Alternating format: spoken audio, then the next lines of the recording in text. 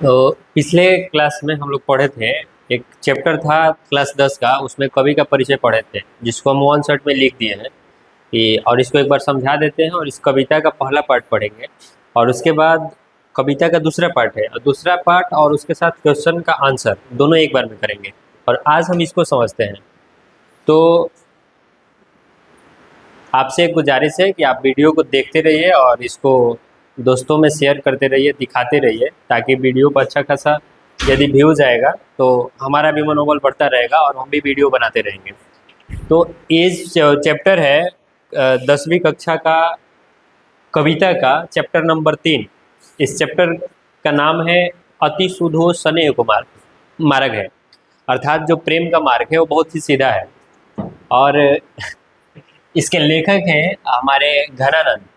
और घनानंद से शुरू होता है क्योंकि वो एक जिस दरबार में रहते हैं, जिस राजा के यहाँ काम करते हैं, उस राजा के यहाँ चूंकि ये जो कवि है वो एक लेखक भी है और एक कवि है, तो जाहिर सी बात है कि ये गाने का भी काम करते हैं। ये कवि भी है और ये एक गायक भी है, बहुत सुंदर गायक भी है, गाना भी गाते हैं और कविता भी लिखते हैं। जिस राजा के दरबार में काम करते हैं उस राजा का नाम था, मैं नाम लिखना भूल गया, मुगल बादशाह मोहम्मद शाह रंगीले। उस राजा का नाम था मोहम्मद शाह रंगीले। मैं यहाँ पे लिखा मोहम्मद शाह रंगीले। इन्हीं के दरबार में कवि काम करते हैं। तो थोड़ा सा इसको समझिए। इस चैप्टर का नाम है अति सुधो स्नेह को मार्ग है। यहाँ चैप्टर का नाम लिखे हैं हम। चैप्टर के लेखक कौन है? तो मैंने यहाँ लेखक का नाम लिखा है कि लेखक है इस चैप्टर के घनानंद। घनानंद ऑब्जेक्टिव पूछेगा क्लास 10th में कि घनानंद किस धारा के कवि है, तो बोलेंगे रीति मुक्त धारा। किस युग के कवि है, तो बोलेंगे रीति मुक्त कवि। उसके बाद पूछेगा कि कवि का जन्म कब हुआ है, तो जन्म के बारे में हमें पता चलता है कि 1689 ईस्वी के आसपास जन्म हुआ है। आसपास कहने का मतलब है कि इनके ग्रंथों में इनके जन्म का एग्जैक्ट जानकारी नहीं मिल पाता है। हाँ, कुछ ग्रंथों से इनके जन्म के बारे में अनुमान लगाया जाता है और इससे हमें पता चलता है कि इनका जन्म 1689 के आसपास हुआ है। उसके बाद हम आगे पढ़ते हैं तो इनका मृत्यु का हमें प्रमाण मिलता है कि इनकी मृत्यु जब नादिर शाह का आक्रमण हुआ, वही मयूर सिंहासन को ले जाने वाला भी था भारत से, जब वो आक्रमण करता है तो उन्हीं के सैनिकों द्वारा इनको मार दिया जाता है। यानी कि 1739 ईस्वी में नादिर शाह के सैनिकों द्वारा मार दिया जाता है। यदि ऑब्जेक्टिव में पूछता है कि इनका मृत्यु कब हुआ था तो 1739, जन्म कब हुआ था तो 1689। बात करते हैं कि कवि काम कहाँ करते थे, तो कवि काम करते थे मुगल बादशाह, उस समय मुगल में बादशाह हुआ करते थे जिनका नाम था मोहम्मद शाह रंगीले। इन्हीं के दरबार में कवि मीर मुंशी का काम करते थे, मतलब रुपया पैसा का देखरेख, खजाना का देखरेख का काम करते थे घनानंद। यही काम करते करते कवि के दरबार में गाना भी सुनाते थे, कविता भी लिखते थे। इस दरमियान उनको एक नर्तकी से प्रेम हो जाता है और उस नर्तकी का नाम था सुजान। पिछले वीडियो में इसको बताया है, बस इसको सजा के नहीं लिखे थे, लिख दिए ताकि आप भी लिख लीजिएगा। उस नर्तकी का नाम था सुजान। नर्तकी से प्रेम करते थे। ये बात राजा को पता चली कब, जब नर्तकी को ये गए इजहार करने, अपने प्रेम का प्रपोज करने, ये बताने के लिए गए कि हम तुमसे प्रेम करते हैं। ये बात जब राजा को पता चला तो राजा शायद इनको उस दरबार से भगा दिए। तब से जाकर ये विराग हो गए, इनका हृदय टूट गया और ये दरबार को छोड़कर वृंदावन में जाके वास कर लिए, यानी कि वृंदावन में चले गए। इतना इस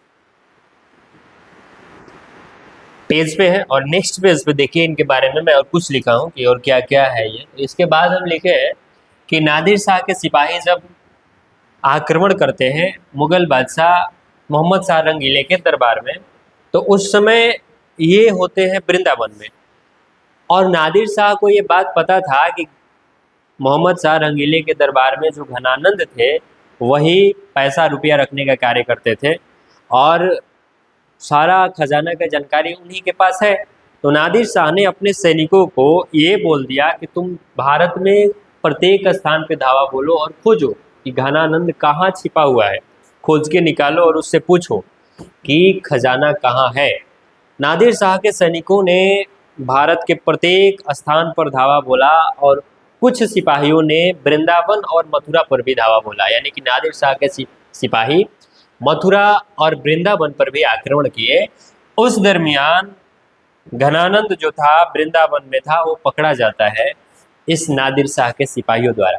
और जब घनानंद पकड़ा जाता है तो ये देखो, ये घनानंद है और ये सिपाही है भाला लिए इसको पकड़े हुए हैं और इससे पूछ रहे हैं कि बताओ बताओ तूने पैसा कहाँ रखा है, बोल।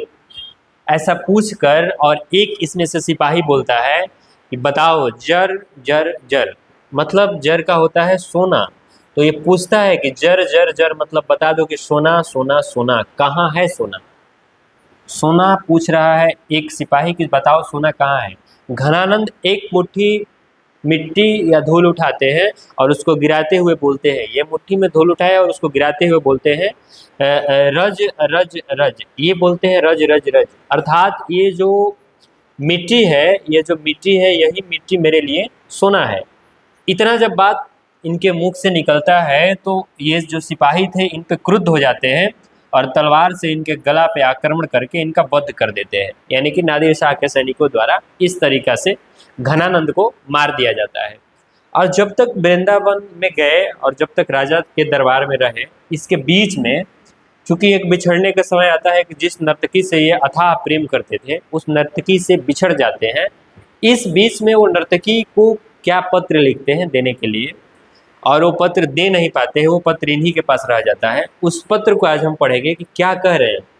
सारे पशु पक्षियों जितने भी जीव जंतु उसको दिखाई देता है, सबसे बातें करते हुए यही कहते हैं कि कोई तो है, कोई तो जीव है, या कोई जो जीव हो मेरा काम करे और मेरे पीड़ा को, मेरे दर्द को जाकर सुजान के पास पहुंचाए और उसको बताए कि देखो तुम्हारा प्रेमी कितना तड़प रहा है तुम्हारे याद में। और इनको आशा रहता है, उम्मीद रहता है कि एक ना एक दिन जरूर सुजान हमको भी याद करेगी, क्योंकि साइकोलॉजी यही कहता है कि आप किसी से प्रेम करते हैं, आप किसी को याद करते हैं तो व्यक्ति आपको भी याद करता होगा। तो याद कीजिए जिसको याद करना है। इसके बाद हम देखते हैं कि घनानंद को प्रेम की पीर कवि कहते हैं, क्योंकि प्रेम के बारे में और प्रेम की पीड़ा को बेहतर तरीका से समझने वाला इनके जैसा कवि हुआ नहीं। आचार्य शुक्ल इनके बारे में कहते हैं कि ब्रज भाषा में प्रेम के परिभाषा को इतने सरल ढंगों से प्रस्तुत करने वाला कवि अभी तक तो नहीं हुआ है, हो सकता है आगे होगा। लेकिन आचार्य शुक्ल ऑब्जेक्टिव में पूछेगा कि किसने कहा है कि ब्रज भाषा में प्रेम का सरल परिभाषा के रूप में प्रस्तुति करने वाला कवि इसके अलावा कोई होगा ही नहीं है। तो ये कहने वाले व्यक्ति का नाम है आचार्य शुक्ल। और किसके बारे में कहते हैं तो कहते हैं घनानंद के बारे में कि ब्रज भाषा में इनके जैसा कवि नहीं होगा। यहाँ से और ऑब्जेक्टिव एक निकलता है कि कवि को लिखने की भाषा क्या थी, तो कवि को लिखने की भाषा थी ब्रज भाषा, यानी कि वो ब्रज भाषा में। आज हम कविता का पहला पार्ट में, जिसमें पहला पार्ट का नाम है अति सुधो स्नेह का मार्ग है, मैं इसको आप समझ पाए। और इनके 3 प्रमुख ग्रंथ हैं, इस ग्रंथ के बारे में जान लीजिए। एक का नाम है सुजान सागर, एक का नाम है विरह लीला और एक का नाम है रसकेली बलि। ज़्यादा नहीं है, 3 है, 3 को याद करना है। ऑब्जेक्टिव में पूछेगा सुजान सागर के लेखक कौन है, तो आपको टिक करना है घनानंद। विरह लीला के लेखक कौन है, तो घनानंद। रसकेली बलि के लेखक कौन है, तो घनानंद। इसके बाद जो हम वीडियो बनाएंगे उसमें उस क्वेश्चन का आंसर भी रहेगा जितना इसमें क्वेश्चन दिया है, और इसमें 2 चौपाई में है, एक में 4 लाइन और एक में 4 लाइन। तो एक जो फर्स्ट पार्ट वाला है उसको हम अभी पढ़ाएंगे, और सेकंड पार्ट वाला और क्वेश्चन का आंसर और उसके साथ कुछ ऑब्जेक्टिव क्वेश्चन सारा एक सेकंड वीडियो में होगा। तो आज इसके बाद देखिए क्या होता है। यहाँ पे हुआ कि नादिर शाह के सिपाही मथुरा और वृंदावन पे आक्रमण किए। वृंदावन में पनाह लिए हुए थे घनानंद, उनको भी पकड़े, पूछे कि बताओ सोना कहाँ है। वो मजाक किए, मिट्टी उठा के बोले कि यही मेरे लिए सोना है। इस पर नादिर शाह के सिपाहियों ने क्रुद्ध होकर, गुस्सा होकर उनका गर्दन काट दिया, इनका वध कर दिया और उसका मृत्यु हो जाता है। इसके पीछे के बाद इनके साथ क्या क्या हुआ है उसको हम समझते हैं। तो देखिए नेक्स्ट पेज पे हमने लिखा है, और यहाँ पे इस चैप्टर का नाम है कि अति सुधो स्नेह को मारा गया। इस पंक्ति का नाम पहला कि अति सुधो स्नेह को मारा गया, अति सुधो स्नेह को मारा गया, स्नेह को मारग है, अति सुधो स्नेह को मारग है। अर्थात अति मतलब बहुत, सुधो मतलब सीधा, स्नेह मतलब प्रेम, और मार्ग मतलब रास्ता।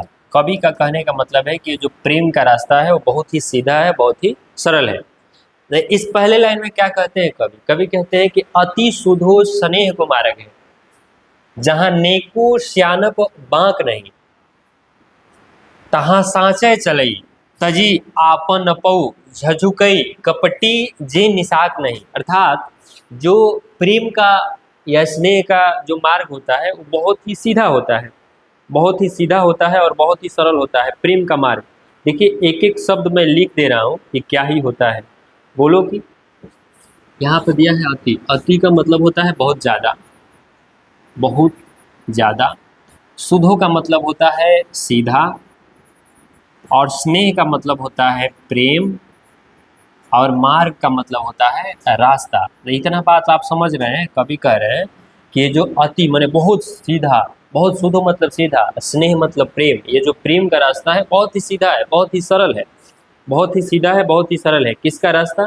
तो प्रेम का रास्ता। कहते हैं कि जहाँ नेकू, नेकू मतलब होता है तनिक भी, नेकू मतलब तनिक भी, तनिक भी, और स्यानप होता है मतलब चतुराई, चतुराई। और बांक मतलब क्या होता है? तो बांक मतलब होता है टेढ़ापन, अर्थात बांक मतलब लिखे हम टेढ़ापन।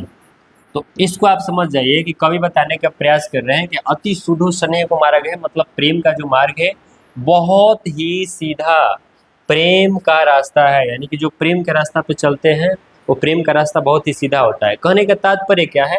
जहाँ तनिक भी या थोड़ा सा भी न तो चतुराई है और न ही टेढ़ापन है, यानी कि न तो वहाँ चतुराई करना है, चालाकी करना है। प्रेम करने वाले व्यक्ति से हमें चतुराई नहीं करना है, उससे कुछ छिपाना नहीं है, और वहाँ पे टेढ़ापन भी नहीं है। दूसरा पंक्ति में कहते हैं कि जहाँ सांचे चले, यहाँ पे जो चलने वाले व्यक्ति होते हैं वो सच्चे होते हैं। सच्चे हृदय वाले लोग ही प्रेम के मार्ग में चल सकते हैं। जिनका हृदय, जिनका हृदय जिनका हृदय कोमल होता है, जिनका हृदय स्वच्छ होता है, वही लोग प्रेम के मार्ग पे चल सकते हैं। ये मैं नहीं कह रहा हूँ, ये कभी कह रहा है कि जहाँ सांचे चले तजे आपन पौ झजुके कपटी जे निशाक नहीं। आपन पौ का मतलब होता है अहंकार, अभिमान नहीं होता है।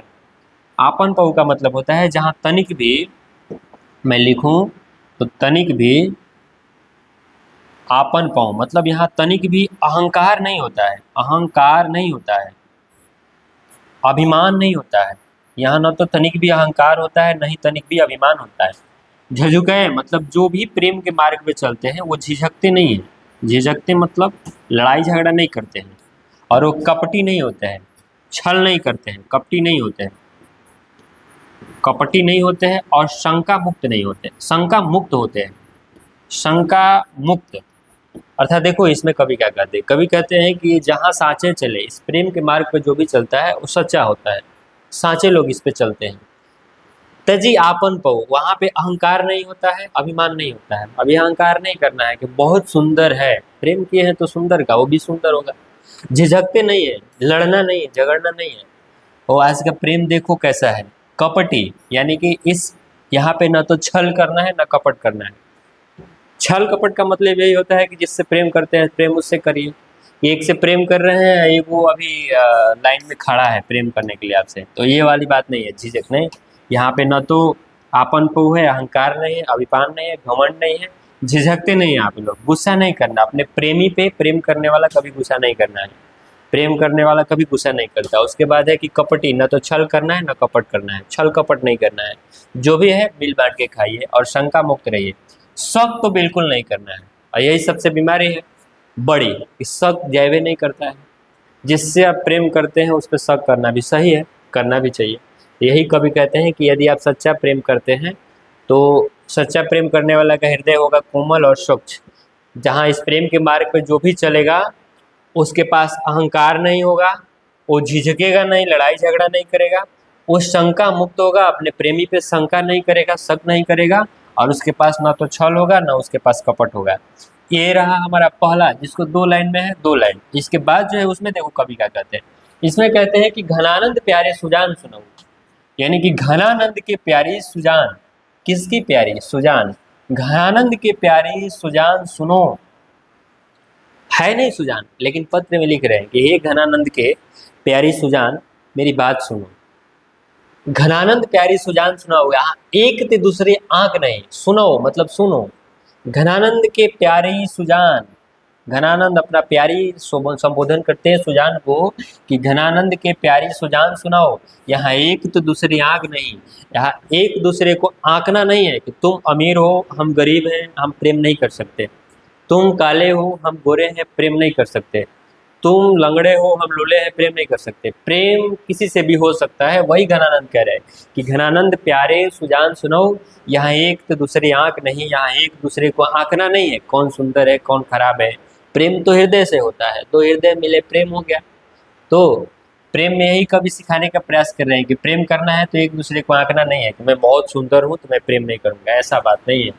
तो घनानंद प्यारी सुजान सुनो, यहाँ एक ते दूसरे आंक नहीं, यहाँ एक दूसरे को कंपेयर नहीं करना है, आंकना नहीं है। आंक का मतलब आंकना नहीं है, कंपेयर नहीं करना है, आंकना नहीं है, कंपेयर नहीं करना है। यहाँ प्रेम मतलब प्रेम, निश्चल प्रेम, बिना किसी। अच्छा, प्रेम का कोई परिभाषा पूछे क्या है बताओ, कौन बताएगा? अभी जो भी देखेगा वीडियो वो प्रेम क्या है, कोई परिभाषा पूछेगा कि प्रेम क्या है, तो कौन वीर है जो बता देगा? 2 मिनट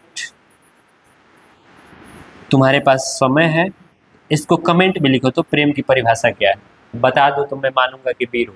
लिख देना जब अपलोड होगा वीडियो, उसके बाद लिखना प्रेम क्या है।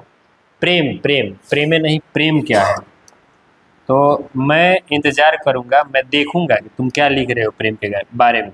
केवल प्रेम करते हो या प्रेम के बारे में जानते हो? यदि जानते हो तो लिखो प्रेम क्या है, प्रेम क्या है। और आगे हम बढ़ते हैं तो कवि कहते हैं कि एक दूसरे को आंकना नहीं है, यानी कि एक दूसरे से कंपेयर नहीं करना है, प्रेम किसी से भी कर लो और जाके बोल दो जिस चीज से बोलना है कि प्रेम में एक दूसरे को आंकना नहीं जाता है। ये कवि कह रहे हैं, मैं नहीं कह रहा हूँ, ये कवि है। बहुत ही प्यारा चैप्टर है। इसके बाद कहते हैं तुम कौन धौ पटी पढ़े हो कहो मन लेहू पैदेहू छटाक नहीं। कवि कहते हैं सुजान से कि तुम कहाँ पढ़ी हो, किस कोचिंग में पढ़ी हो, किस पाठ में पढ़ी हो, किस किताब में पढ़ी हो। हे सुजान, सुजान को संबोधन करके पढ़ते हैं कि तुम कौन कौन पाठ पढ़ी हो, कौन ऐसा कवि है जो पाठ बना दिया, और तुम कौन सा पाठ पढ़ी हो जहाँ तुमको ये सिखाया जाता है तुम कौन धौ पटी पढ़े कहूँ मन लेहूँ। मन, मन मतलब एक मन, दो मन, तीन मन, मन लेहूँ मैंने बहुत ज्यादा मात्रा में किसी का ले लो कोई प्रोडक्ट।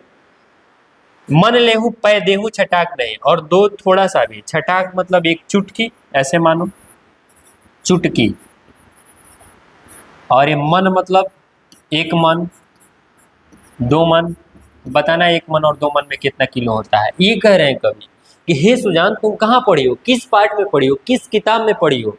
अरे तुम मेरे दर्द को समझो ना, तुम किस किताब में पढ़ी हो कि किसी का मन भर ले लो, यानी कि किसी का मन क्विंटल भर ले लो, और जब अपना कुछ देने का समय आए तो एक छटाक भी मत दो। ये तुम कहाँ पढ़ी हो, किस पाठ में पढ़ी हो, ये संबोधन कर रहे हैं कवि को।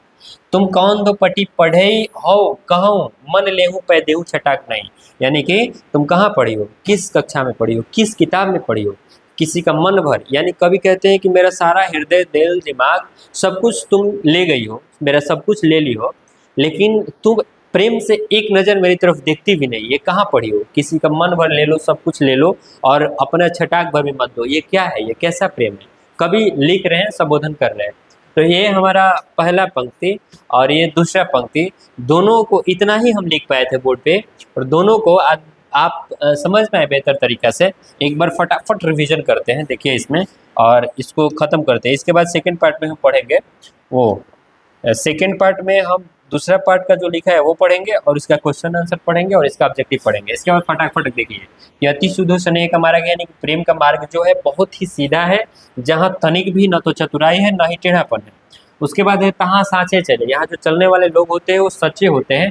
तजी आपन पाओ, ये लोग तो पहले अहंकार इनके पास नहीं होता है, आपन पाओ अहंकार नहीं, अभिमान नहीं, झिझकते नहीं है ये लोग, इन लोगों के पास छल और कपट नहीं होता है, और ये शंका मुक्त होते हैं। ये दूसरा फर्स्ट का दूसरा पढ़ा है। उसके बाद देखिए नेक्स्ट में क्या कहता है, तो नेक्स्ट में कह रहे हैं कवि की घनानंद के प्यारी सुजान सुनो, एक बात सुनो घनानंद के प्यारी सुजान, यहाँ एक दूसरे को आंकते नहीं है, प्रेम करने वाले व्यक्ति एक दूसरे को आंकते नहीं है, प्रेम जिससे हो गया, आंकना नहीं है।